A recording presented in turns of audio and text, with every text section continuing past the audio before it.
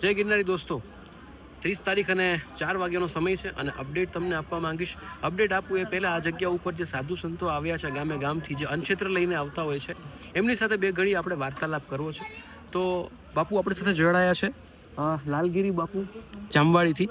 બાપુ, શું કહેશો અત્યારના માહોલ વિશે અને પરિક્રમા વિશે? માહોલની વિશે તો એમાં એવું છે કે અત્યારે અમુક જગ્યાએ વોટ્સઅપ ઉપર ખોટા પોસ્ટર નાખી દે કે ભાઈ જુનાગઢ લીલી પરકમ રજ કરવામાં આવી છે. રજ તો ન થાય, પણ આદિ અનાદિથી ને લીલી પરકમું છે કે જેને ભગવાન કૃષ્ણએ, રામચંદ્ર ભગવાને 33 કરોડ દેવો જે પરકમ કરી છે એ કોઈ દી રજ ન થાય.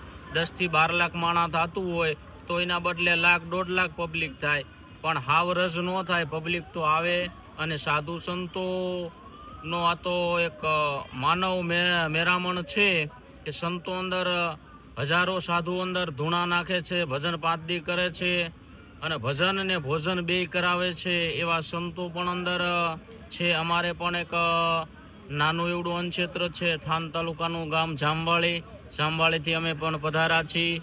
કેમ કે ભાઈ એક જાત્રાવાળા નીકળે એના માટે અન્નક્ષેત્ર લઈને આવ્યા છીએ. એટલે હવે તો આજ પણ નહીં, પણ કાલ એક એવા પણ મીટિંગની અંદર સમાચાર મળ્યા છે કે કાલ અંદર પ્રવેશની